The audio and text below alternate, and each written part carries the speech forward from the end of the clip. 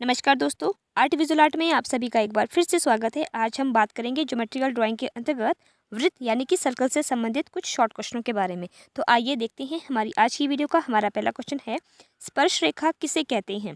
Option में है ए, वह सरल रेखा जो वृत्त की परिधि में किसी एक स्थान पर स्पर्श ना करे। बी, वह सरल रेखा जो वृत्त की परिधि में किसी एक स्थान पर स्पर्श करे।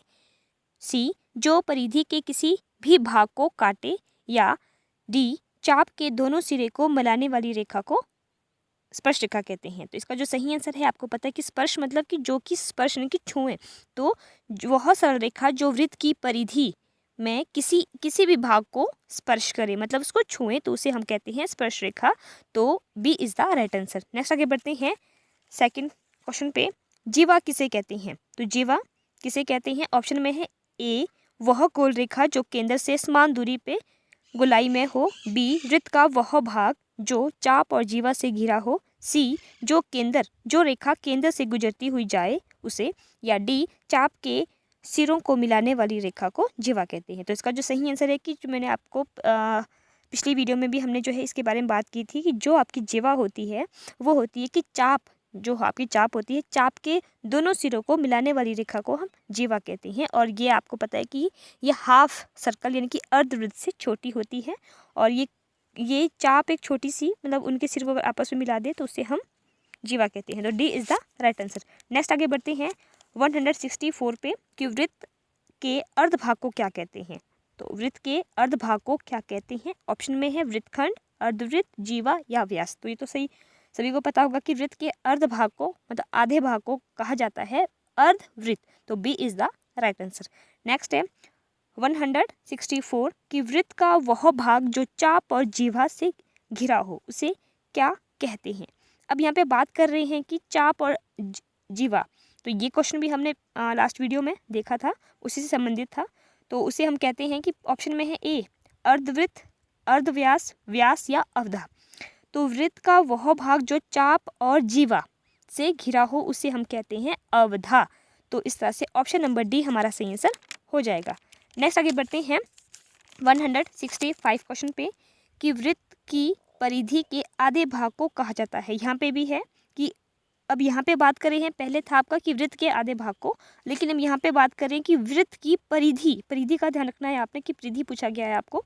वृत्त की परिधि के आधे भाग को क्या कहते हैं। तो ऑप्शन में है अर्धवृत्त, वृत्तखंड, चाप या त्रिज्या। तो उसे हम कहते हैं चाप। तो इसी से संबंधित हमारे बहुत सारे ऐसे क्वेश्चन हैं जो बस आपने छोटी छोटी बातों को ध्यान रखना है और अपने इसी के बेस पे आपने अपने क्वेश्चन सही करने हैं। तो यहाँ है कि परिधि को कहते हैं चाप। तो से is the right answer. Next है, एक सरल रेखा जो केंद्र से होती हुई खींची जाए और जिसके दोनों सिरे परिधि को छुए और व्यास से वृत्त के दो समान भाग हो जाए उसे क्या कहते हैं।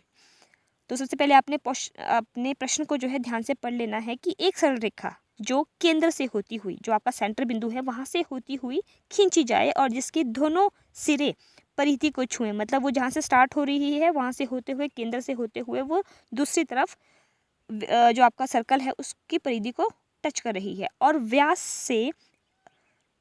से वृत्त के दो भाग, और जो उसका जो व्यास है उससे वृत्त के जो है दो समान भागों में उसको डिवाइड कर रही है। तो उसे हम क्या कहते हैं। तो अब तो आपने इसको पहचान ही लिया होगा। तो ऑप्शन में है अर्धवृत्त, वृत्तखंड, चाप या व्यास। तो उसे कहते हैं व्यास। तो D is the right answer. Next है आपका नेक्स्ट क्वेश्चन, व्यास से वृत्त के दो बराबर भाग हो जाए उसे क्या कहते हैं। तो ये भी आपको पता है, ये भी हमने जो इससे पिछली वीडियो में भी आप जो बात की थी कि उस व्यास से जिसके दो भाग हो जाए उसे हम क्या कहते हैं। तो उसे हम कहते हैं अर्धवृत्त। तो इस तरह से ऑप्शन नंबर ए हमारा सही आंसर हो जाएगा। नेक्स्ट आगे बढ़ते हैं 168 पे, जो धरातल एक ऐसी रेखा से घिरा हो जिसका प्रत्येक बिंदु उसके केंद्र से समान दूरी पे हो उसे क्या कहते हैं। अब यहाँ पे बात कर रहे हैं कि कोई एक ऐसा धरातल है जो एक रेखा से घिरा हो, मतलब कोई रेखा उससे उसके साथ वो घिरा हो और जो उसका सेंटर बिंदु है, जो उसका बिंदु है वो केंद्र बिंदु से समान दूरी पे है। तो उसे हम क्या कहते हैं। ऑप्शन में है ए, गोला, बी, वृत्त, सी, व्यास, डी, इनमें से कोई नहीं। तो उसे कहा जाता है ऑप्शन नंबर बी, वृत्त। वो है सर्कल।